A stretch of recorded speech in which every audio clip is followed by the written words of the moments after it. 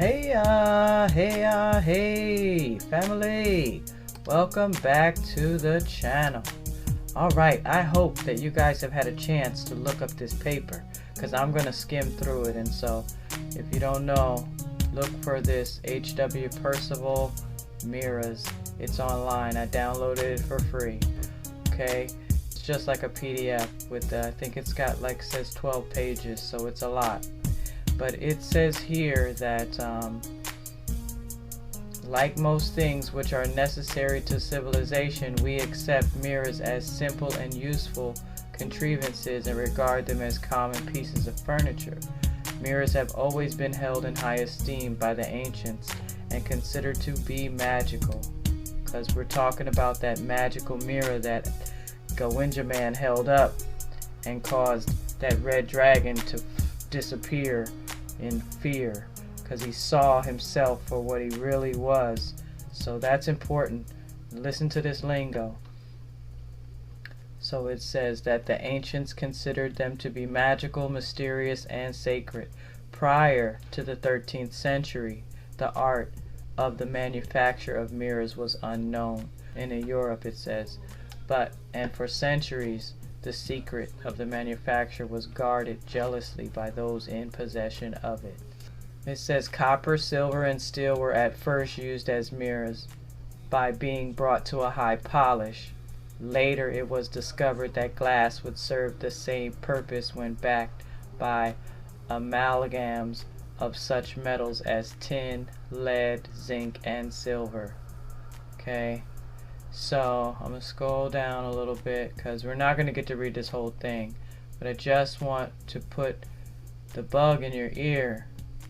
It says here that there are perfect and imperfect mirrors. To be a perfect mirror, the glass must be without flaw, quite transparent, and both surfaces must be exactly even and of equal thickness throughout. So the purpose of a mirror is to reflect a thing as it actually is. An imperfect mirror magnifies, diminishes, distorts that which it reflects. A perfect mirror reflects a thing as it is. Although it appears to be simple enough in itself, a mirror is a mysterious and magical thing and performs one of the most necessary and important functions in this physical world, or in either of the four manifested worlds. Without mirrors, it would be impossible for the ego to be conscious of any of the manifested worlds, or for the worlds to become manifested. It is by creation, emanation, refraction, and reflection that the unmanifested becomes manifested. Mirrors are not restricted to use in the physical world. Mirrors are used in all of the worlds. Mirrors are constructed of the material of the world in which they are used. The material and principle on which they operate are necessarily different in each of the worlds. It says there are four kinds of mirrors: physical mirrors, psychic mirrors, mental mirrors, and spiritual mirrors. There are many varieties of each of these four kinds of mirrors. Each kind of mirror has its particular world with its variants. And all four kinds of mirrors have their physical representatives in the physical world by which they are symbolized. The physical world is symbolized by a mirror of one surface, the astral world by a mirror with two surfaces, the mental by one with three surfaces, while the spiritual world is symbolized by an all-surface mirror. The one-surfaced mirror resembles the physical world, which can be seen from one side only, which is the present, and that's the physical side. The two-surfaced mirror suggests the astral world, which can be viewed from two sides only, and that is past and that which is present. It says the three-surfaced mirror represents the mental world, which may be looked at and comprehended from three sides: past, present, and future. The all-surfaced mirror stands for the spiritual world, which is approached and known from any and every side, and in which past, present, and future merge into eternal being. Pretty fresh, right? The one surface is a plane, two surfaces are an angle, three surfaces form a prism, and the all surface a crystal sphere. These are the physical symbols for mirrors of the physical, psychic, or astral, mental, and spiritual worlds. Okay? So, plane, angle, prism, crystal sphere are symbols for the mirrors in those different worlds. Haha, pretty awesome, right? Okay, now we're going to jump over to the Megillah, because I could keep reading, but I love sharing the Megillah teaching, so let's go over there and read about mirrors, and maybe if we have time we'll come back here at the end, and if not, I'll make a couple of videos reading more and more of this actual paper, because this is really intense. And keep in mind, this was written back in 1909. Alright? So I wonder what he was reading to get all of this juice. I don't know. But okay, let's get to the Megillah now. So real quick, I'll just skim through the Megillah and show you that there are a lot of places that the word mirror is used. I think it's the Lady Christ talking to Abigail, and she says, "You have looked into the mirror of Elohim and seen your true reflection, my son. I now also call you brother, for you have preserved unto twinship." So this mirror is pretty important. It even has it in the Odes of Shalomo, but this is where I really wanted to show you here. So the word mirror, it's also a name, and it's pronounced Mara. And so there was two Maras in the Holy Megillah so far, because you know it's not finished. One of them was the mother of Hanukkah, and the other one was the aunt of Moses. So pretty fresh name, and I do think now, after reading more in this Megillah about Mirror, I'm thinking that that last video we did that was about awareness, a teaching of Maor, may be the masculine name in the Nazarene for Mira as well, Maor, right? Because it was all about awareness. And so let's go over and read from the Golden Dragon, bring this thing full circle. It was in the very beginning of this video series, I guess you could call it, where we read about the dragons, remember? So you got to go all the way back to the video titled Red Dragon.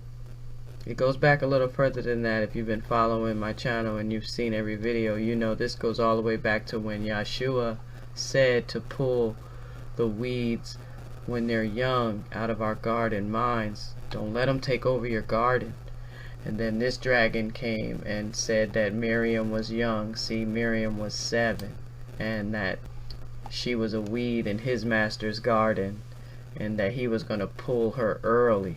And I freaked out in the video because I said that red dragon was quoting the scripture from the Holy Megillah talking about pull the weeds early, right? But the golden dragon appeared and protected the holy child.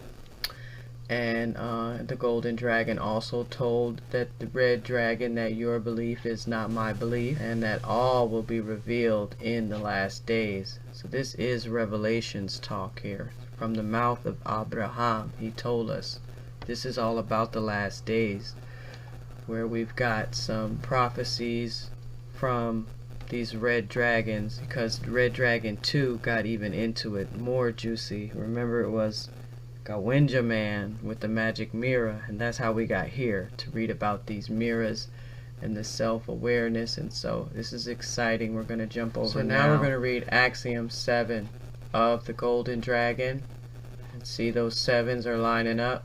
And it's so amazing, because when I was speaking today over there in Oregon, like the last day of the whole gathering slash filming thing. And he said that's all he has left to do is to get the rest of the translation numbered. And so pretty awesome, because I was like, what?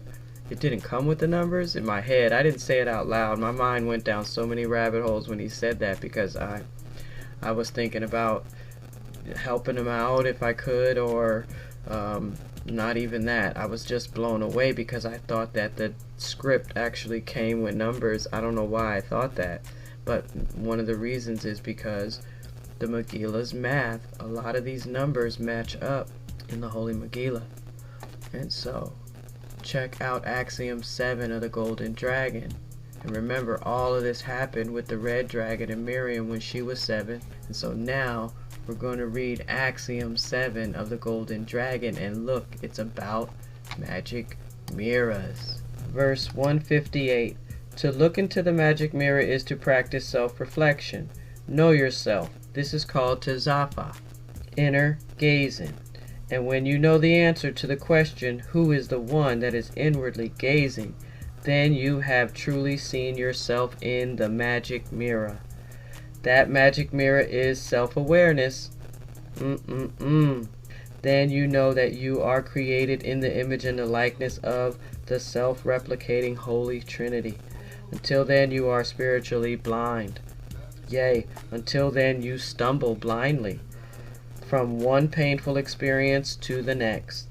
Truly, until then, until you see yourself in the magic mirror and act accordingly, which is lovingly, he says there will be much weeping and gnashing of teeth.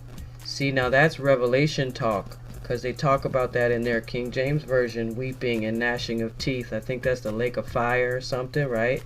But in this Megillah, everything is being revealed, that until you see yourself in the magic mirror, you're going to have weeping and gnashing of teeth. There's no punishment. It's just about learning and understanding and having an understanding that you are the creator of your reality and where your next life is going to be. And it can be heavenly or weeping and gnashing of teeth. But you reap what you sow. Now listen to Herman's commentary on Axiom 7 of the Golden Dragon. And when I see Herman, remember he's called of the triune majesty in this Megillah. And you know, we know him in the world as Trismegistus or whatever, Trice Great, right? But the triune majesty points us right back in the direction of the Holy Creative Trinity. And this is why he was great. Listen to what he said. Know yourself, and the truth will set you free. Though self-awareness is the magic mirror, behold, gazing at your reflection in water or other physical mirrors is an excellent occasional enhancement to inner gazing. Then he says, Gilgala taught me to alternate periods of Tzafa with eyes closed. So looking in the mirror and doing the meditation, looking Tzafa, inward gazing. Remember, that was what Maor was so good at. He was able to emanate thought forms from his crown. Wow. And we are talking about self-awareness. So Gilgala taught me to alternate periods of Tzafa, that's with his eyes closed, and that's the practice that's referred to in Axiom 7, with periods of gazing at my naked body in a physical mirror. He says this way, the self-realization that I am a spiritual self is linked with the awareness that I am here and now, wearing this particular body as a spirit dancing with nature. Indeed, we are each a spirit soul dancing with nature in a particular body at this exact moment on this exact planet for precise reasons that can be realized in self-awareness. When your physical mirror is too small to gaze upon your entire naked body, lo, reflect instead on just your face. with emphasis on your eyes. For I tell you truly, the eyes are the windows of the soul and reveal much. Even so, most often, tazafa is performed with eyes closed, as meditative contemplation, inner reflection. He says the only mirror being the magic mirror of self-awareness. So that's two different types of mirrors they were talking about in this teaching here. Hope you picked it up.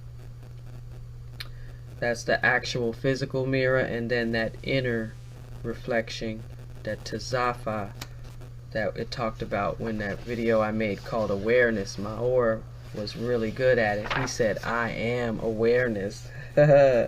So, pretty interesting. I think I'm gonna just end it here, because in the next portion that I wanted to read, I Spaklaria, she kind of says the same thing, but now we're told here from Herman that he was taught it by Gilgala. So this practice, probably even of making mirrors, goes all the way back to the Garden of Eden, because Gilgala was the older sister of Enoch. So pretty fresh. Now we know kind of where maybe Nagoa Hashakina got the trade from. It was something that the Nazarenes were doing for a very long time, because that spirit dancing with nature goes all the way back to the book of Enoch in this Holy Megillah too. So a lot of juice here. You want to do that. I've started doing that. I have my full body mirror. It's helping me to, like they said, be aware of when I do put on a few little extra pounds. And so we'll be back. We're going to talk a little bit about that name, I Spaklaria. And I was looking up a few things. So just to keep this short and sweet, we're going to stop here, but we'll be back with some more juice out of this Holy Megillah. There's a lot more on the mirrors, and we're just touching on the surface of all these different types of mirrors. So we'll probably read a little bit more from this paper, the Word. All right. So I'll be back soon, guys. Thanks for watching. Stay tuned.